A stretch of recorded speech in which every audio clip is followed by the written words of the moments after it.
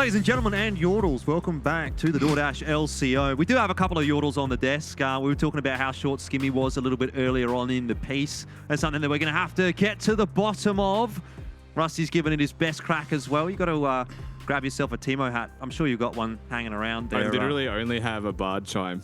So all right. That's... Well, he's not a Yordle. Oh, I have this. Ooh. Hey. Wait, hang on. That's why I'm an ARAM Andy. Stress ball playing ARAM. I have one of these. Tell you what, if we're talking about Yordles, I reckon I'm a pretty good looking one. Either way. We are accessorized. Oh no, that's gone the wrong way. Let's talk about you guys at home and how good looking you are. Some of you guys are not too shabby at all, but let me see what you've got for us today. Ooh, it's Pabu getting excited about an Ocean Soul. I mean, of course, he was doing the Ocean Soul while his team won the game, so this checks out. It does check out. Where did they even get that picture from? He looks like he's up to something. Anyway. At MSI, he yawned. MSI. He yawned big time. I remember that. Big old yawn. Yeah. Well, I guess to be fair, he was playing at like 5 a.m., so I guess that's reasonable. Either way, we do have to get to the bottom of that discussion we were having a little bit earlier. Who really is the tallest one in the group? We've got this one actually from the production team, the 9000 IQ gang, and it seems that it is indeed Skimmy. Now, I will say, I don't think this is a fair representation. Definitely not shorter than Juves. Yeah, because no, that's you're not fair. I think you'd be second or third. I don't know how much you gain from standing up straight. I tell you what, I've actually got the 5000 IQ strategy. It's gaining a lot of height from your hair, to be honest, because that's where a lot of that comes from. Look at that. That's at least another good 2 or 3 centimeters coming I've used through. that strat a few times in my life, Jordy. I tell you what, it's definitely successful, right? You know, evens out the high heel advantage sometimes. Look, maybe there's some Twitch detectives out there that can, like, you know, look at your knee bend, look to try and compensate the angle, yes. and say, okay, at that angle, in this photo, with that height, with this hair, he's second. Maybe somebody can make one of those like leaderboards rating height.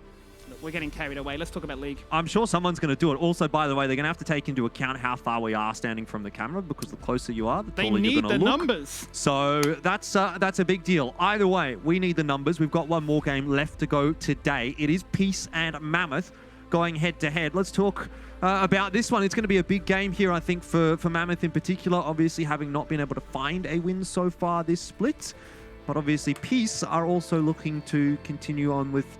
I mean, I guess they're probably trying to turn around their trajectory. Either way, let's talk about Mammoth first, Rusty.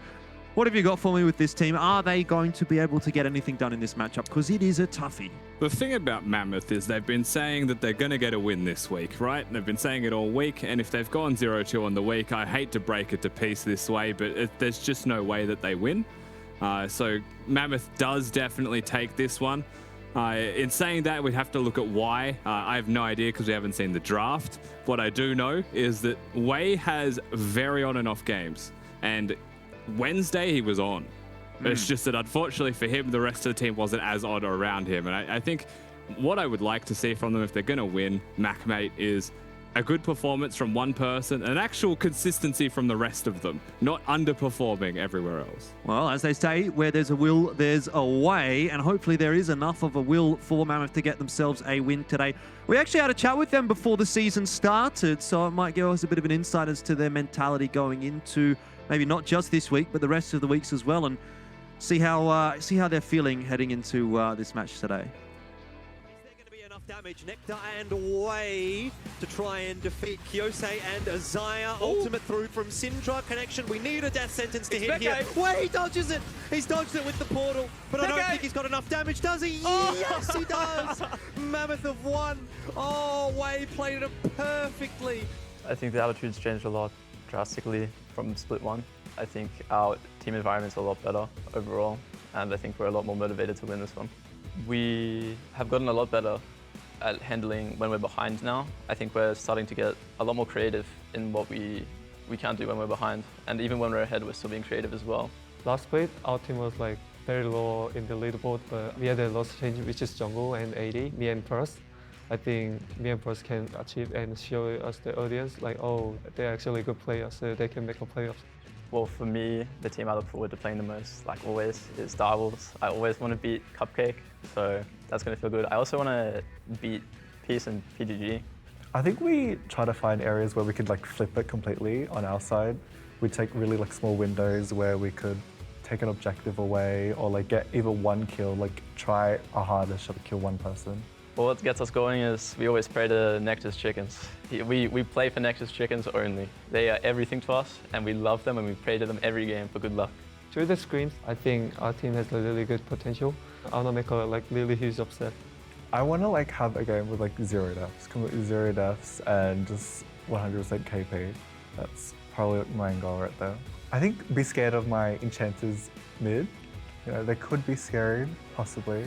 Could be gapped by my enchanters mid. I think the audience should be excited for our explosive mid 2v2. I finally have found a jungle that I really, really like, and I think our synergy is really good. You guys better look out because this is a roster I'm very confident in, and we can take down any team. All right, well, not exactly playing out as expected for Mammoth so far in the split, but what if today is the day? There's a lot on the line, Rusty. I know you're a man that loves his hair. You got a lot of it. You love your hairstyles, always looking fresh. But Wei has put it all on the line. He's actually put a tweet out earlier this week. He said, if I don't get a W this week, might do a caps and shave my hair off at LCO at Mammoth O's. And then what's better is he's even doubled down and said, don't want to lose my hair today. So it must be a W. And look, let's be real. That's a tough ask when we're talking about going up against Peace. Skimmy, talking about Peace, they are, to be honest, going through a bit of a rougher patch themselves. They've just brought in Tally. That was supposed to be heralded as this big incision of power and skill and ability coming through to the roster. Very similar to what we heard when Babbitt was supposed to be coming back and revolutionizing this Peace roster. But so far, they're 0 for 2. So my question is, how long does it actually take to integrate a new player into the roster? It's interesting, right? Because the first game he played, he's arguably the most fed member on the team as the Viego. He's played 2 games of Viego, mid-game transition, unable to really make much more of it. The second game, him and Babbitt are turbo far ahead. One Hecarim ult gone wrong. Next minute, Gwen from Sapphiros is unbelievably strong. But if I do know anything about Tally, there's another game that he plays religiously. That game's not in the best shape right now, so he's going to be all fired up and angered. We talk about Dragku and, you know, being stuck away from the gyms, and that's fired him up. The same could be applied to Tally. He's going to be saying, look, I've got an agenda. I need to win because I need to have fun in one of these video games. All right, Nat, get back in here. You've told us you've got something to show us. What is it? Well, now I'm lost for words. I was so taken aback, but it's our little stress balls. We were talking about them at the start with Skimmy, and I thought we could all show them. It's actually, I think it's really cute that we all have different ones. Tragic that I have the cupcake, but anyway, that's fine. Look at this, Jordy. I'll tell you what. This is what I want to see come out today. What is it? Oh, hang on. I got one of those too. Hey! Yeah, I can't go get mine. Look, there it is. Let's get we some got that zigs. one. Okay, look, are we going to get some zigs, Nat? Maybe that's a question you can ask in your interview, because I'm sure you got a couple of players down there on the side lanes ready and waiting. I do, and I definitely can ask that, but I am going to be joined by Babbitt and Frost. Thank you both so much for joining me. Frost, you guys are looking for a little bit of a win, and I know that you guys want to win this week so badly, especially with Wei's tweet that we've been talking about. But I want to know, what do you think is going to be a big advantage for you coming into this one, and if you can match the likes of Violet? Look, personal skill-wise, I think I'm not too afraid to go up against Violet, but overall as a team, communication has improved quite a bit since the last time we're on stage. So just hoping that we can maybe secure a win today. And Babbitt, you know, how's the atmosphere down there in Peace? You guys have been looking a little rocky at this point in time, but how's the atmosphere and what would a win today mean for you? Yeah, obviously, like, the past 2 losses have been pretty disappointing. But we're pretty much just, like, fired up now. Like, we've had enough. And we're pretty confident going into this game. Like, obviously, anything less but a win would be pretty disappointing. If you weren't to get the win, what would be classed as, like, a win in your book, right? Like, instead of actually getting an actual W, what do you think you could still walk away with and be happy with? Like, playing the game perfectly, then, like, losing, I guess. Like, that's the only thing that you can walk away with, be like, okay, we played well, but I guess we just lost randomly. Like, it would be disappointing losing. Yeah, well, I mean, we've seen those backdoors happen before, but for us, same sort of question for you. What would a win in your book be? Just everyone gave it a good try, and we've all played well. But if we lose, then it's all right.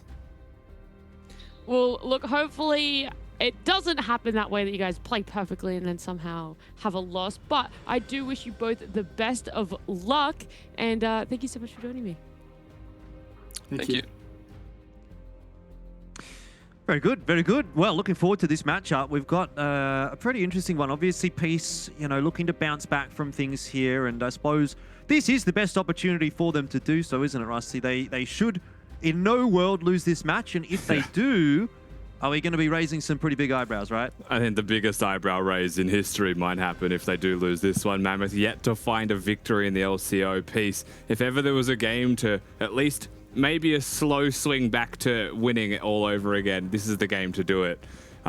No exceptions, no world where I see Mammoth realistically should be able to take out this one, barring something unbelievable or unexpected. Well, I imagine that is reflected in your prediction as well. Let's see what it is going to be. Probably across the board for Peace here. Elfish Guy, Rusty, Skimmy, all going that way. What about Nat on the rest of the list? Juves there as well, obviously going the way of Peace. And I myself, MacMate, have gone the way of Twitch. Nat, before we let you go, what do you reckon? Peace every day of the week here, or is there a little sneaky incision from Mammoth? Look, probably not going to talk about my prediction real quick, but I'm going to say it is so hard to interview two people from opposite teams at the same time, because you want to root for both of them, but you can't root for one in front of the other one, and then you flip the tables and root.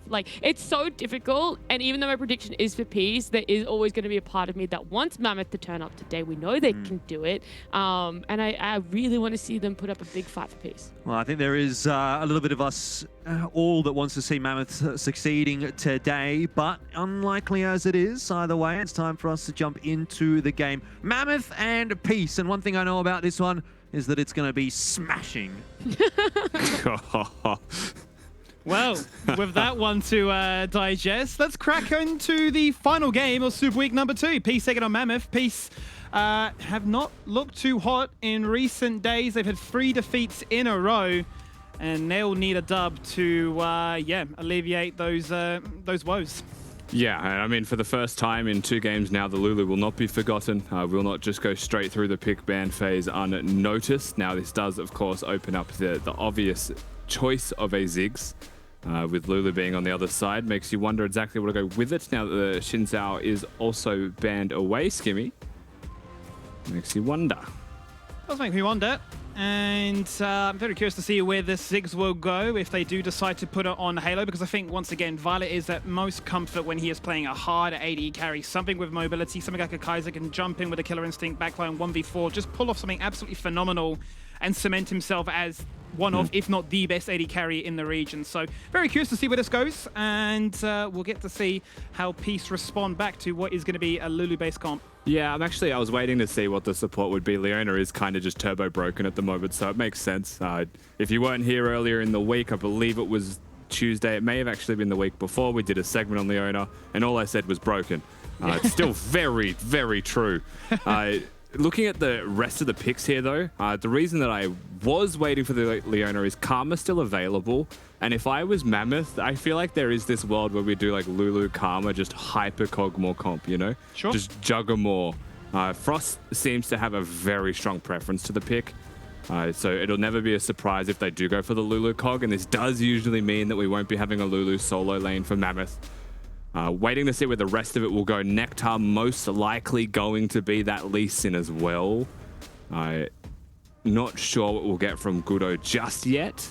But with a Lulu cog already locked in, Diana's still on the cards. A lot of aggressive options still on the cards for him. Yeah, well, I guess the case is now for Peace what they decide to do, because going into the second rotation, obviously they can ban away that Karma to prevent them hitting the Infinity squad of just absolute Exodia. But they're going to pick up a Jace here on this occasion. We know that Tally's played this once or 2 times before himself, and have a champion that can certainly carry, but just fuels the fire to say that we have so much poke between this and the Ziggs that anybody that this Leona jumps upon is as good as gone. Yeah, 100%. I mean, the Jace pick third, though, in first 3 is most curious. It makes me feel like it's flexible, but realistically, it's probably just Tally. Knows his matchup right. You would assume that it is just going to be Nectar, Lee Sin, so you play the Jace into it. Just looking at these next bans, a lot of jungle focus is the natural point of progression here. Peace being red side with a 4th pick though could still get a jungler of their choice. Mammoth will have to probably respond. Did a few games of the volley bear from Goodo. Fantastic individual, really has exploded onto the scene. Would love to see him something mechanically demanding once again, because we've seen that he can gap some of the best in the region. It's all about it coming together as a collective. That seems to be the sort of the buzzword we've used to coin this team. If they can find success as a whole. Mechanically, they have been outplayed, but clear archetypes for both teams right now. It seems to be imagining, you know, make Frost as big as possible and prevent him from getting zoned away from what Peace has already put together. Well, okay, so Diana is going to be banned away here alongside the Hecker and Babip at this point. We have a very limited sample size. Karthus is a default, potentially. At the very least does have the Jace for AD damage on the top side of the map. And this still does open up a champion pool for something for Halo in mid lane if you'd like to counter. Alternatively, they pick a mid lane. Yeah, this is still a good choice, of course. I said Karthus because he's played it, but this is another good AP champion. We'll be blind, though. Halo gets the point of preference. It's an age-old classic from Babip. I remember when he was playing on Legacy last year, having conversations with Carbon about him locking in the Zonias and saying, why would you go for this on Nidalee? There's far better options that you could pick up. But it's going to sort themselves with some extra AP damage, strong ganking potential, and ability to cause further headaches, at least from afar.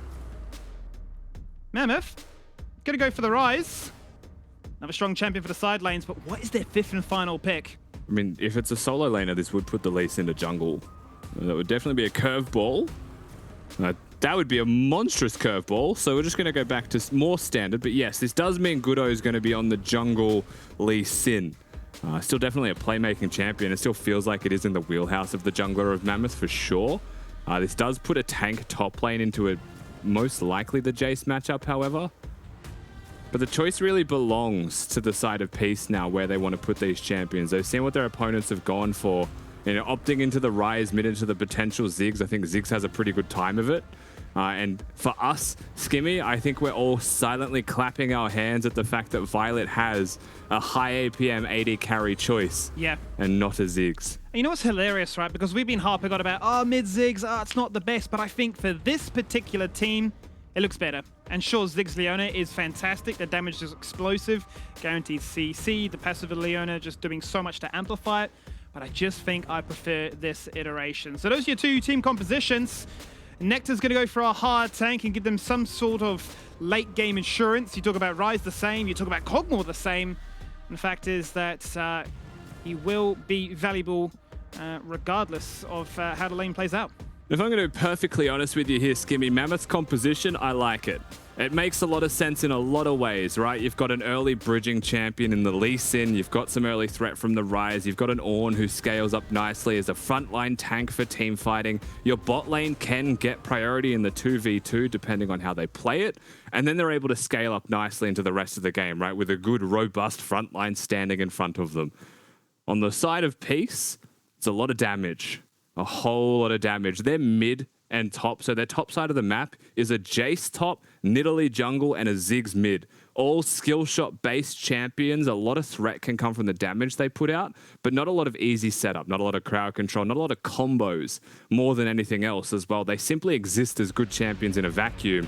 And a lot of that pressure now comes down to Appy and Violet, right, for team fighting and for crowd control. But barring that, what they have an insane amount of is poke. Yeah. So if they actually post up somewhere, like say the mid-outer turret, and just litter spells at you from angles and flanks, you're doomed. And we know that these are players that want to be demanding of themselves, that want to outplay. Forget about the matchups. They'll take whatever they can just to show to the audience at home how good of an individual they can be. But as we round out and close out tonight, once again, a chance to catch in with some of the coaching staff as we welcome back Jalal from Mammoth to talk us through this game. Now, I want to start by asking, I suppose, a harsh truth, right, of, you know, what are some of the challenges as a coach when you see a scoreline like 0-11? You know, how do you continue to motivate your team and keep them in this idea of this is what we're playing for and this is what we're going to get? Honestly, it's just about improvement and getting the team to realize that it's a win is a byproduct of just improving over time, and I hope they take it that way too. Because we've definitely seen some standout performances, and whilst maybe not all the pieces of the puzzle have come together, we've yet to really see any subs in the LCO, right? We know that you've got a massive roster. Has there ever been a discussion of like, look, it's clearly not working, or are we far too invested in this roster with the time put in to say we're going to see it through? I feel like we are invested in this roster, and I also feel like this is the best roster so far, so yeah. And now going on to your opposition, you know that Peace, obviously a strong team, but a couple of changes, a couple of role swaps, and a few defeats on the bounce. Do you think, if anything, this would be the perfect time to try and capitalize on that chaos? Oh yeah, definitely. I think we can see it in draft too. And how would you sort of rate your draft going into those, right? Because we can clearly see that Frost is a bit of a Cogmore connoisseur, played the most out of anybody here, but any concerns going into the amount of poke that Peace have? Oh yeah, definitely, and that's why we have the on for the engage as well, just to minimize how much time they can poke us. Beautiful. All right, Jala, well, best wishes. I hope you boys can get the dub, maybe for Way's sake more than anything, to keep his hair intact, but have a good one, yeah? All right, thanks. Bye. Well, Rusty, let's kick it off. Big game, high stakes, for multiple reasons. Oh, absolutely. Hair on the line. And there's a lot of hair if you've seen Way. Now, it's actually on your screen. You can see Way. That's the hair on the line. I do want to quickly start this one off, Skimmy, by saying I feel like this game is on a clock. In terms of draft, I do think, I'm not going to say a set timing game, like roughly 30 minutes maybe, but I think the game, similar to the last Peace one, right, where they lost to Gravitas, has a similar clock. Now, Mammoth and Gravitas aren't exactly the same caliber of team in their current form, but the draft does a lot of work for them. So I have my reservations for Peace and how they're going to play this game out, but I know, and we all know, they're highly capable of getting early leads. They're going to need it. Let's see what they can muster up this time around. Last time we saw Peace play with the Ziggs, they weren't able to achieve too much with the pick. Not many turrets were found as a result. Could be a slightly different story in the mid lane this time around, but as you already highlighted, right, you know, as much as they have all this fantastic poke to discuss, there is a lot of skill shots that do need to connect. And we saw Violet hover the Kaiser for a second. The backline assassination would have been fantastic, but I guess he's decided, no, instead I need some hard scaling as that insurance policy, because we've seen him have to come in clutch like that time and time again. Yeah, no doubt. I mean, the logic that I can follow here, and everyone at home can definitely follow it as well, is Peace's composition is a poke comp without a shadow of a doubt. They've got decent siege because they've got range champions as well, and they can take down turrets pretty successfully just by whittling down your health bar, throwing spells at you until it hits. You know, a Nidalee Spear, a Jace Shock Blast, Violet when he's got Hurricane, Ziggs ultimates. You know, the list goes on and on. But Mammoth have an Ornn, so they can engage at any moment immediately, and that is really the tool here. That is the key here. So again, a lot of reliance on Peace snowballing their damage lead and thwarting any attempts from Mammoth to get ahead themselves. Worth noting there, Rusty. Very creative pathing by Babbitt to jump into the Dragon Pit and avoid the Scuttle Vision. Now they have no idea. They're going to have to face check with this one. Beautiful flash from Frost, denying the engage opportunity that Appy was so desperate for. No first blood just yet. Yeah, flash used, cleanse still available, so in terms of the 2v2, that doesn't actually mean a crazy amount here for Peace. It does mean that a return gank is entirely possible, however, from Babbitt. You mentioned the creative pathing, nice little hops over the walls, does enough to get his team a summoner spell off the Cogmore, but not enough to get any kind of gold value from it. We also saw a trade happen in top lane where Tally just cancelled the Ornn dash. You know, stops himself from getting knocked up, and very well done to get that combo. I wouldn't be surprised to see what is already a one-wave advantage in CS continue to stretch just a little bit more unless the Lee Sin gets up there and is able to help. Let's see how this matchup does play. Quite critical of Nectar earlier in the week when he played Renekton instead of Camille and wasn't able to really find much success with it. But it was the highlight of what Jalal mentioned there, saying, right, yeah, it is a poke composition, but Call of the Forge God could certainly even at the odds there and say we're not really prepared to sit back and wait and cycle through those cooldowns. We want to go now, and we know that we have players like Gudo and Frost with agency to then follow that up. Well, they're going to have to pick the moment correctly. Way about to put some... Ooh. There we go. They just flashed over the wall. Rune Prism guarantees it. Satchel Charge pretty much moves him nowhere. First blood is found by Wei, but he might fall on down very early on as a result. He's looking to try and lift a tail to tail right now. Phase Rush buys him a little bit of grace as he looks to try and cycle through those cooldowns once again, and somehow, some way, he's not fallen. Shinky comes in super clutch there, right? Flashes aggressively, save the mid laner, use the heal as well as the shield. They keep them alive, and Goodo just barely out of the turret tank rage there as well. Is able to get himself out and scrape by with enough health. Now, Dragon not going to be considered. I think they are just going to choose to continue farming their waves as normal. Reset as well after that one. But that's first blood for Mammoth. That's a fantastic start to the game, and it goes into some safe hands in Wei. Be huge for the context of the game, and huge for his confidence too. The fact that he just flashes over the wall. Says, we're making this play. I've had enough. Champion that will certainly offer a whole bunch. We saw what it did in the previous series, the Realm Warp. He's already 6. Could set himself up for some serious map pressure. Just gets smashed there by the Ziggs damage though. If I ever see a Ziggs using their satchel charge aggressively, it's usually not a good sign in the way that that lane is going, because it means they've got a lot of free damage coming down onto you. But this early in, it's not going to be an insane amount of DPS. Wei, I don't know exactly what his secondary rune choices are, but Merc Tread should be high on his list. Cleanses false. Gravitum had to be respected. There's a Moonlight Vigil right now as a result too, and with the Chakrams cycling through and outputting a fair bit of damage, while it might now look to try and turn our attention towards getting some turret plates. And worth noting that the odds from Twitch aren't as biased as you would be led to believe. You know, we've had some pretty close affairs, but I'm sure there's some people hoping for an upset. Certain players and pundits of the broadcast have invested. Mac being so pro underdog, definitely put all of his points in. Pabu, I believe, in the tens of thousands into Mammoth as well. So let's just say the faith is well and truly there in the underdog story, and Wei's hair definitely does not want to go away today, if the fans have any say. Sounds like they've got a few angel investors out there hoping for that miracle to take place. So you can set themselves up for that result. But you, I think, coined it pretty perfectly. It's all about picking your time. And it's going to require discipline, bit of rehearsal, bit of comprehension of the situation as well. Well, that's it. It's not a massive rush for them, right? You should be picking your battles wisely and correctly. And that's all you could really ask for.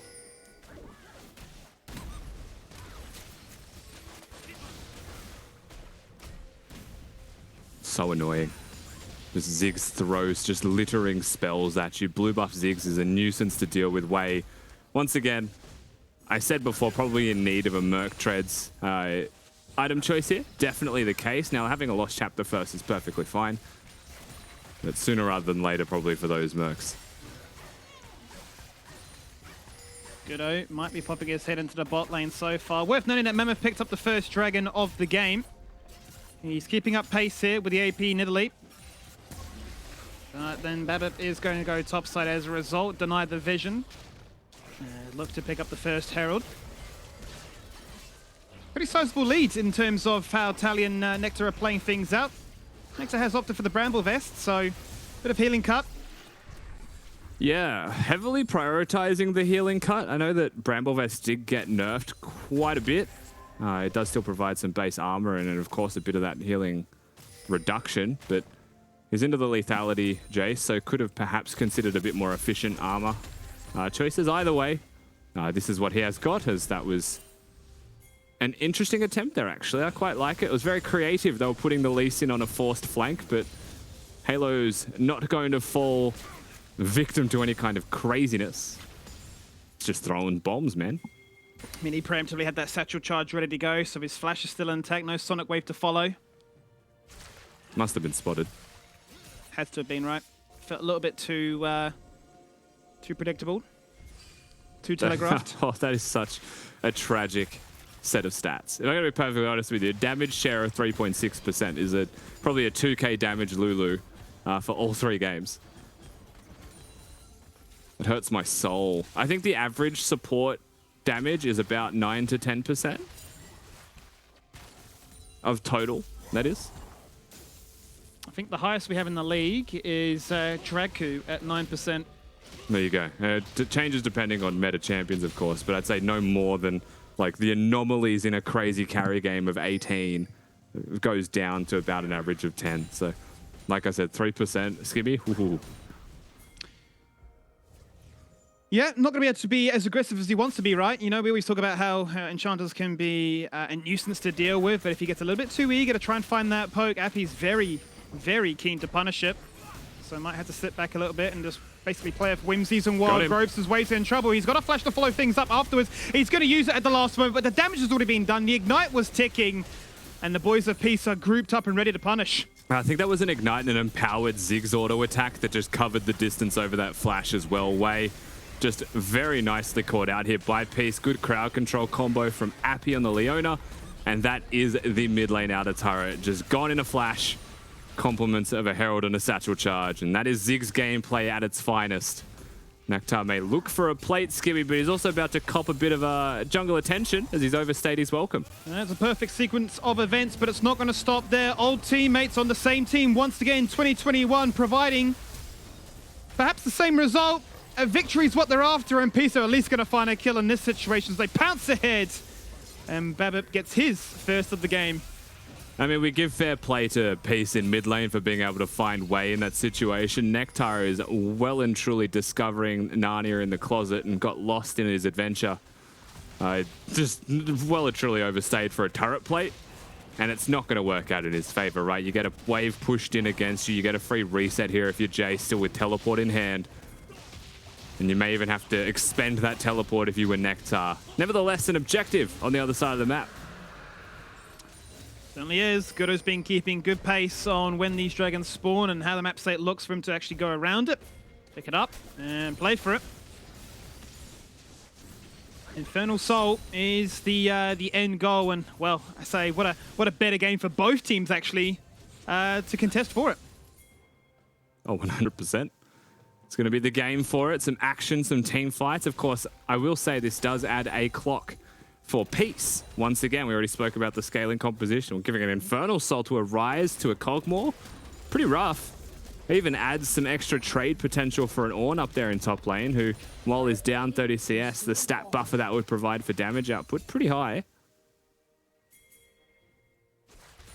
Taddy's come back from that skirmish with an Eclipse, so his trading patterns are going to be very hard to contest now, that's for sure. Well on his way to getting that Muramana as well.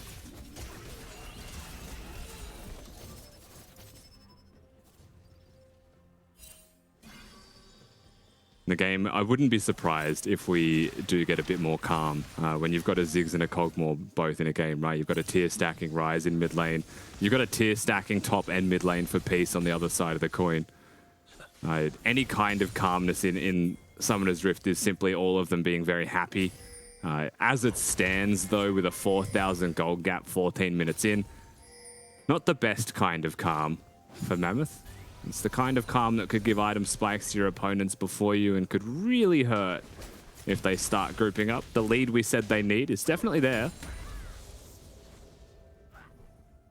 So it should be enough to carry them through this transition to wait for those tier upgrades.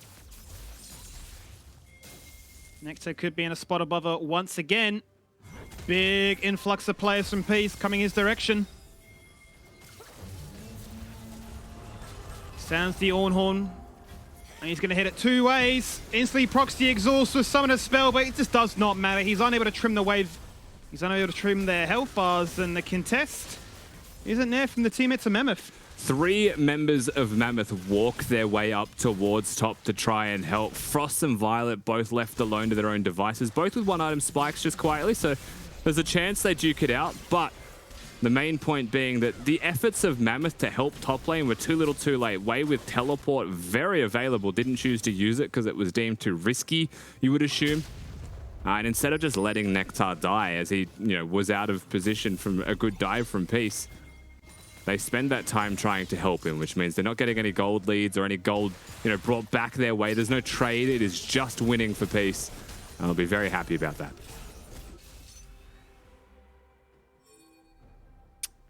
Well, it hasn't really been forced too much into this game. He has got himself the Kraken Slayer. He's quite content to continue at this current pace, should say, with Frost having gone from the wit's end. Once again, a nice little bit of itemization to try and nullify a bit of this burst. There's a whole bunch of it coming towards him. Absolutely. A lot of the poke that will be hitting him is going to be magic damage. Of course, you've got the Aphelios and the Jace at a certain point, but Jace is going to be stuck in side lanes more often than not. So majority of the things that will get thrown at you should be magic damage, barring the Aphelios. You've also got the Lulu, so from this wit's end point, he should probably be going heavily into the damage route. So 2 item spikes will be a pretty big moment here for Mammoth's team fighting. And while Nectar has well and truly fallen behind, if you look at the gold difference right now between top laners, 4,800 to 6,400, significant to say the least. He is still going to be an Ornn at the very least. Can engage, you know, can actually find that go button from long distances. Yeah. Won't survive for long, but will be able to do part of his job at the very least to, you know, give time for Frosts. I think we can circle the discussion back to, you know, being on the clock again, right? You said timing was going to be important for both teams. One side for Peace that they have to decide, okay, are we willing to take the risk and gamble the opposition picking up a Infernal Soul? Damn, Mammoth. that's a... Wow. Night Harvester Rush, sorry, on Nidalee. Yeah. I've seen a lot of different Nidalee builds, and whenever I seem to watch Nidalee in competitive, which is sparingly lately, we haven't seen a lot of it, I saw a Zhonya's Rush because it helps you exist as a champion. But feeling very confident going for the Night Harvester, maximizing damage output perhaps onto the single target. Let's see if it pays off. Why not? If they're going to be banking on their engage. And whilst Nectar has fallen down in laning phase, he is still going to be a force to be reckoned with when it comes to grouping up, so maybe this is their time. They've committed to this fight, wow. Herald has been summoned, mind you. The second one picked up by Peace. There goes the fight. A 2-man knockup. Can they find any kills as a result of this one? Appy in trouble. Forced to go gold and looking to try and disengage away. Zenith flading onto Gudo. As that disengages, everybody from Mammoth goes into a realm will thread the needle. And Babbitt gets a double kill with the spear. He is a harvester range in the night, and Frost is now doing whatever he can. He's going to fall on down. But he's going to take as many as he can with him. But no one is low enough. And the boys of old both get doubles. Mammoth decide to pull the trigger on a team fight. They say, this is the dragon we're going to fight for. If Peace want it, through our dead body, take the dragon from our cold hands. And they say, you know what? Here are our cold hands. It's just the execution. They flash the wall to kill Violet when he flashes away instead of playing front to back with a Lulu Kog'Maw. They no longer, like, they've Rise or Realm Warped into the enemy base. There's no way out, man. This is one of the most egregious Rise ultimates that I've ever seen. Oh, I feel so bad for that decision. And I think that play kind of sums up the season that Mammoth have had. Oh, man. Different lines of communication and a false play. And that was the hill that they wanted to die on. Tell you what they did though, Skimmy, they did it as a team. They sure did. That helps. It could have maybe worked, it didn't, but...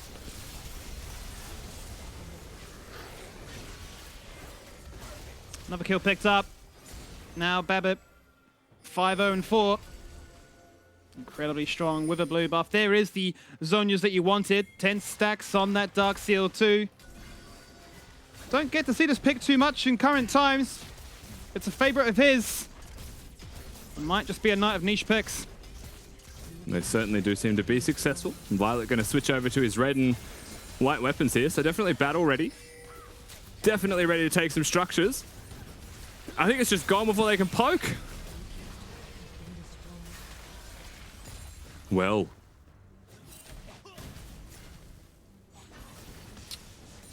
Nearly 11k down again at 20 minutes. There have been some interesting matchups to say the least this Super Week.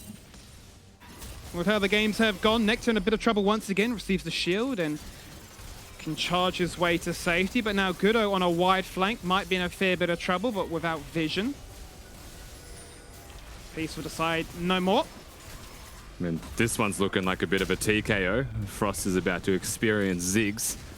Thankfully has magic resistance, so that could have actually just been the knockout punch for him there. The options in this game for Mammoth are beyond limited at this point. They don't actually have any way to deal with the poke now that it is ahead. They just have to accept it and try to immediately hard gauge before the poke can exist. But even then, like, they have enough damage on Peace's side that the poke is a one-hit now. It's not just whittling down health.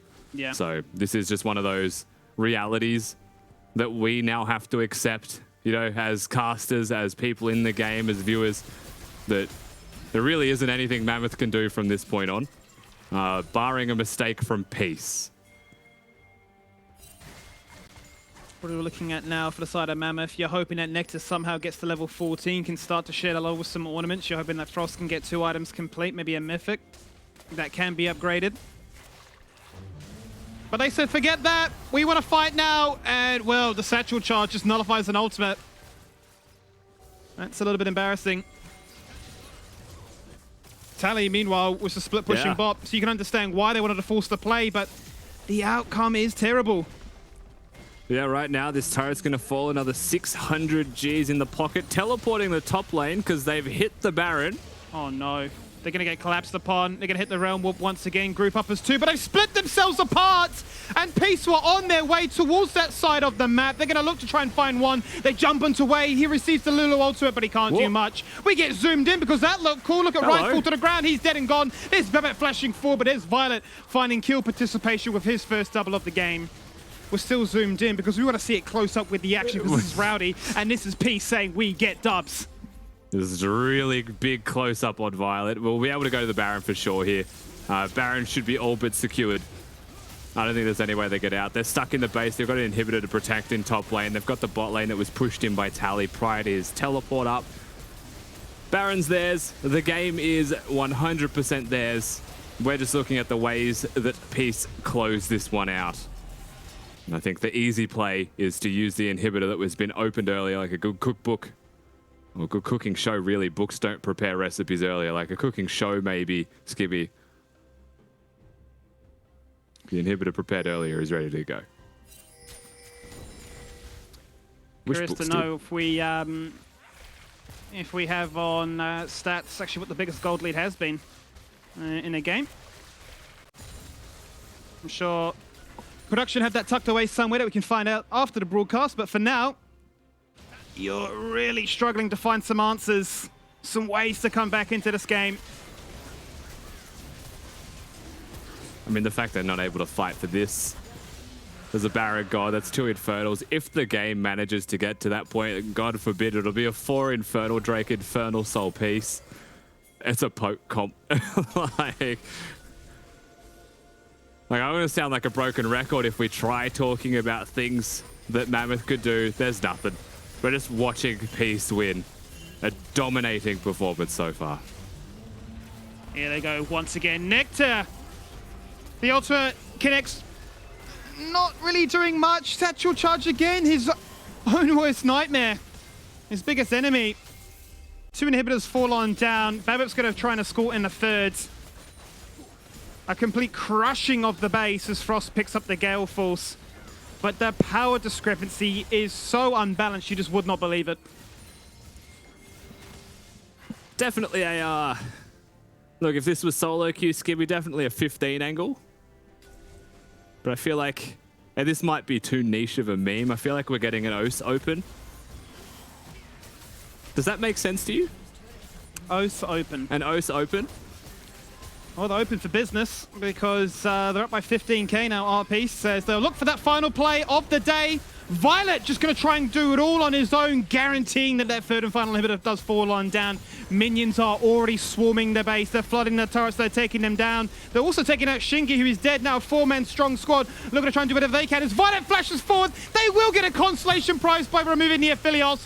But how much more can they find? Because they can't find enough defense for these minions to end this game, to close out Super Week 2, and to find their first victory of this split. Cool, calm, collected.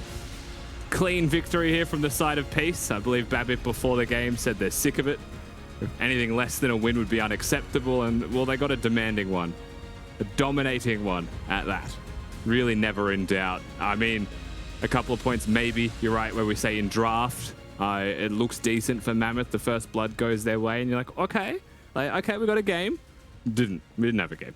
I think there's a few moments that we could no doubt discuss as we welcome back Mac into the discussion. That could have gone other ways, because it was a good start. It was a good start, but the class of Peace was just too much to handle. It's always the way, isn't it? It's always a good start for Mammoth, but they're never able to transfer that into the mid-game, into the late game, and you know that Peace is one of those teams that tends to scale quite nicely, particularly with the compositions that they like to build for themselves. The Aphelios coming through for Violet, always a big talking point, and look again, yeah, good signs for Mammoth, but that's about as far as we can stretch the discussion, isn't it? Nice play from you. Little jump in there from Shinky, I thought, but overall, it was one of the few very exciting moments that went the way of Mammoth. Overall, just a little bit too good for Peace. But I think, you know, the more important storyline here for us right now is that, okay, that's the first win for Peace with Tally. You know, Babip's obviously come through to this roster relatively recently as well. I think we're about halfway through the split now, and this is where we start to go, okay, Peace have played the long-term game for Split 2 of LCO. They haven't necessarily invested in getting all of the wins in week 1 and 2 and 3.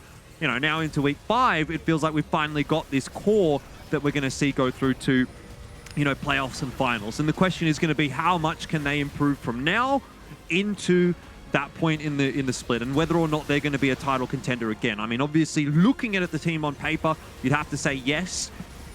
Are they going to be able to stand up against the Chiefs? We've seen that answered already a couple of times. What about Pentanet? What about the Direwolves? There's still quite a few questions to be asked of Peace, but hopefully this is the start of what we get to see a little bit more of.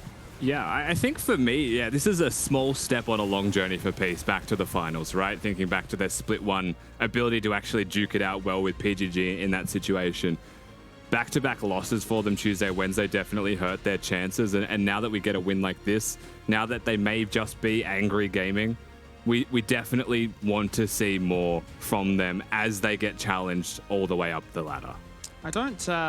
I just don't know what Peace take away from this game, because they weren't challenged whatsoever. Just look at the damage sheet. You know, It really paints such a dominating picture to justify the gold lead that Peace found. And I think, yeah, you could break down a few moments. You know, first of all, the fact that Wade didn't flash when he was caught.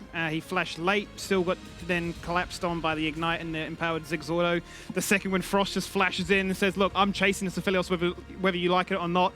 The forced realm warp afterwards could have played out differently as well. I mean, 2 moments like that could have definitely changed the outcome of the game, but by the end of it, they were forcing all ultimates that will just get cancelled by a basic ability. I guess maybe the thing that they can take away is at least a little bit of momentum, right? That is the first win secured, regardless of who it comes against and how it comes about. Maybe that's a question that Nat can ask down on the side lanes. We've got her ready for another interview. This will be the last one of the week, Nat. But hope you enjoy it. Hope we enjoyed it as well. Yes, I'm going to be jumping into an interview with Appy. Thank you so much for joining me. And congratulations. How does it feel to get a win this week?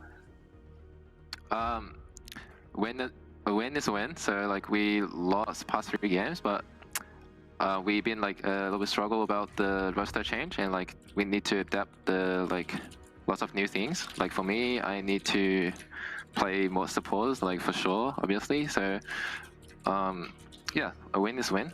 I'm pretty happy with the result. Yeah, I think you definitely should be. It's quite hard to go from top to support, but how are you settling in down there, and how is laning with Violet going? I saw support is not a hard role. Like, I can just easily master support because I've been, like, I played support before, and but like bot lane with Violet is like different because like he's the one of the best. He's the best AD carry knows. And, like, definitely there's a lot of things I need to learn right now. So I'm just like a brand new support player right now, rookie support player. It'll definitely take some time, but you'll get there. Looking at this game, was there anything in that draft that caught you guys by surprise, or did Mammoth kind of draft exactly how you're expecting? Yeah, but like before the second pick Lulu, we were all like, okay, they're gonna definitely, first pick Lulu. We were like, okay, they're gonna first pick Lulu. And after 2 seconds, they lock in Lulu. And after we see the Lulu, we were like, okay, they're gonna go Cog, and they're playing Cog. So yeah, it's pretty much just drafting like what we expect. So. Makes it very easy for you guys. And the last question is, at what point did you guys kind of realize that this was your game to take? You know, was it that fight around the 3rd dragon, or at another point in time during that game? We all like chilling, like we all just chilling like early game, because we know like there's getting 1 point, like when we have item. Our comm is obviously a poking team comm, like so, like we set our vision, like maybe a set dragon, like anything, like when we have item and we have vision, we'll win the fight. So we're all like pretty like chilling. Absolutely love it. I can't wait to see how you guys will be going next week. But congratulations again, and thank you for joining me. Thank you very much.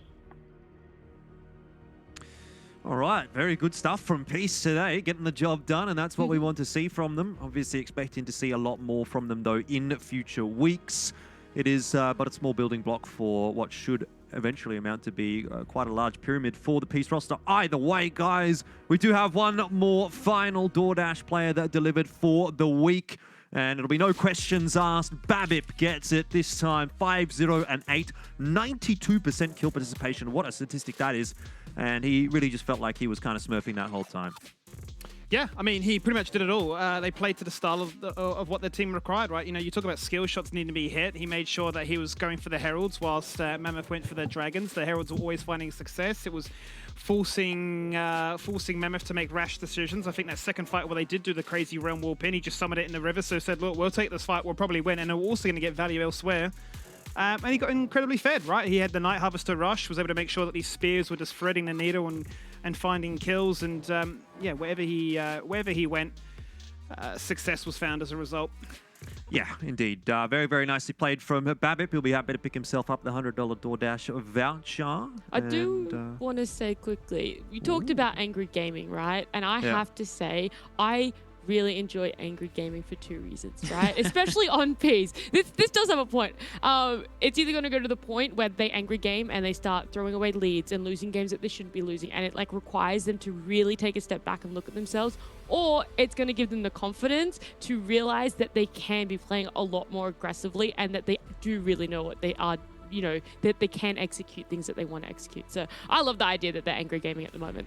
Yeah, I like that too. I'm an angry gamer myself, but one thing that I do want to ask for you guys, from you guys, is any thoughts on what the play of the day might have been? Have you got a list, Nat? It seems like you do. I do. I have 2. I didn't... Whoa. Yeah? Yeah. I'm going to start that It's been a long week. I feel it's been a long week. I'm going to start that one again. I have no notes on the game just gone, but I do think it is most likely going to be the order game with Puma getting a quadra. Ooh, any dissenting opinions from the peanut gallery?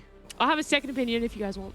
That was a good one. I was thinking the first game potentially. Yeah, they get a triple kill top. Yeah, there's a couple of really good team fights in that one. There was a chance at like a Swaith play maybe, but I do think you're probably on the money with the Puma Yushi Quadra. I'm gonna go for only when he flash insects as a Zinzao and then went topside and did another fantastic play. That's my play today. There's so many All good right, plays. well, Skimmy, it was a good attempt from you, but once again upstaged by Nat. She's perfectly on the money this time. It was Puma with a quadra at the Dragon, and what a play it was. Nat, are you ready to give us your best? I'm ready if Rusty doesn't want to. I certainly don't want to. Thank you for offering, though. I appreciate that. I just thought maybe you might want to. Okay, when it runs back, I'll try my best this time. It didn't do very well last time. Yes. Okay. Yes. The kill. Triple. Yes. The quad. Okay. Yes, Space okay. Jam. And we're going to do this one, and then SpaceX to the moon, and then we've just got to... Yeah, okay. So we're looking at this engagement here. They're going on the Dragon. It looks like PGG are really going to absolutely do it here. They're looking to focus on Kevin. Kevin gets taken down. Chaz in the back line really weak, and Puma goes, oh my goodness, no, we can't let him just take this one, so we're going to go Biopanther. Then he jumps on the other 2, Decoy, and I forgot, Pabu. And then Pabu's like, oh man, what the... I messed up. And that's how he gets 4 kills. I really forgot about the substitute player I forgot for PGG. But Glad he was there for that fight. Yeah, that's my bad. I forgot about Pabib. Happens to all of us.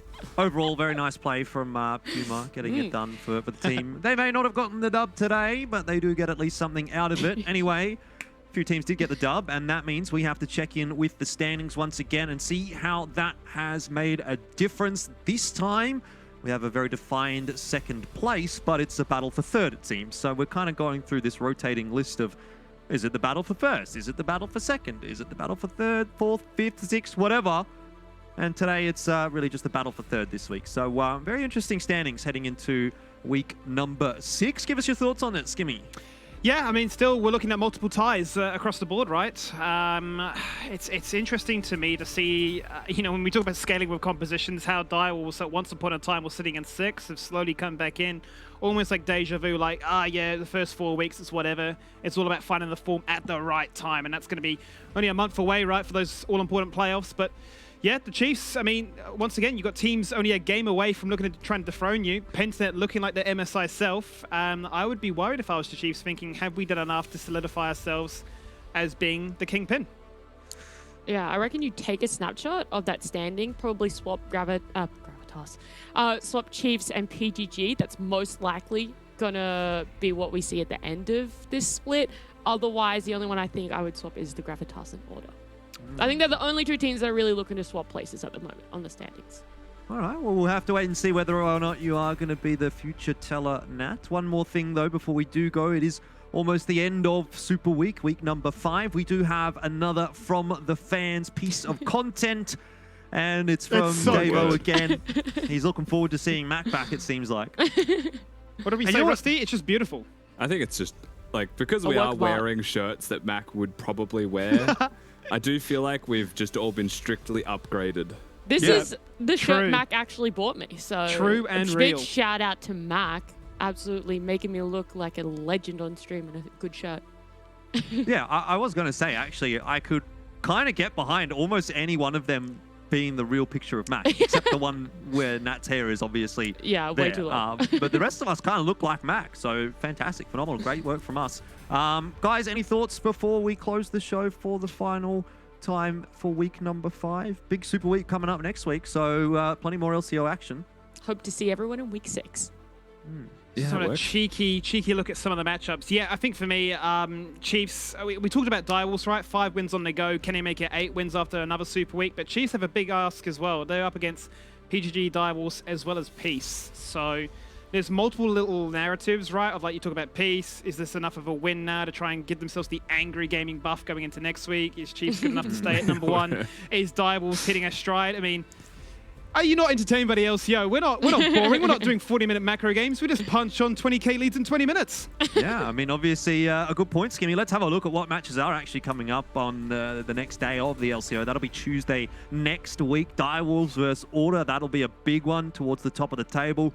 Peace and Legacy, Gravitas and Mammoth. And boy, oh boy, I tell you what, Pentanet versus the Chiefs. Talk about top of the table clashes. That is exactly the one we'd all be looking forward to. What's your favorite one out of the bunch, Nat? You got a match to watch? I think PGG Chiefs don't really need hyping up. That's obviously going to be amazing. The one I really want to turn my eyes to, it's the Peace Legacy one. It's another stepping stone for Peace to see, what they can bring to the table. It's an opportunity for Legacy to show that, they can adapt and really kind of take advantage of where Peace are at the moment. So that's probably going to be my pick of the game. That's literally up the ladder, isn't it? Like, they've gone from the 8th place opponent to the 7th place opponent. There's no better stepping stones for them on their way up. That's true. So it's either Peace are going to find out that they really need to take a look at themselves. It's Order after that as well, by the way. There you go. So it's really good for Peace at the moment to really be testing those limits for them. There you go, indeed. Well, guys, it's been a pleasure to run the show for you once again. But before we do go, I have a confession to make. What's that? It wasn't Mac, mate. It wasn't Mac, mate at all. It was me, Elfish Guy, all along. You had no idea until now. That's the end of the Super Week. See you next week for week number 6. Mac, mate, will be back to host the show. I'll be back on the caster desk. We'll see you then. Clawing away, hoping that he can survive the town on another town. That's a beautiful flash forward. He knows it's a foregone conclusion, but it's because he's got Kyose. The revival's huge. There's the bomb to make it a double kill. The turnaround is complete. And Akano is a machine. Sway, once again, taunting with vision. Denial finds one. There's a reset. There's a Dawning Shadow. The beautiful revival. Kiyose looking to live a little bit longer in this team fight. Back to full HP. But here comes Kisei. A thumbs up, go golden, but you're not a trophy, you're a statue, because I'm looking and laughing. In they go for a bit of an explosion of happiness onto this one, but it's going to be Pentanet to pick up the dragon. They've stolen it away. Chess survives. Tramp OP. Biped's tanking. Biped's are living, but that's a double kill. I've seen this happen before. Puma gonna get a double, give him a triple, give him the quad, give him everything.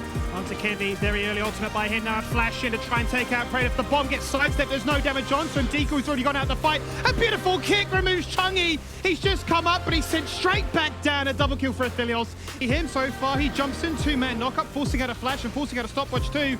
In jump set, looking to try and take down some key targets, but the haymaker is just a little bit short. They've taken out Gunkrab. There's the culling from Max distance onto Nkosi, but Shock is somehow still alive, down to 400. He has the realm warp if he wants to try and re-engage and turn this fight around. Two members in stasis, but when they come out, surprise, surprise, you're dead as well. It's going to be a delayed ace, but an ace all the same, and Direwolves with Baron might just look to end this game. They've committed to this fight. Wow. Herald has been summoned, mind you. The second one picked up by Peace. There goes the fight. A two-man knockup. Can they find any kills as a result of this one? Appy in trouble. Forced to go gold and looking to try and disengage away. Xenoflating onto Gudo. As that disengages, everybody from Mammoth goes into a realm. Thread the needle. And Mammoth gets a double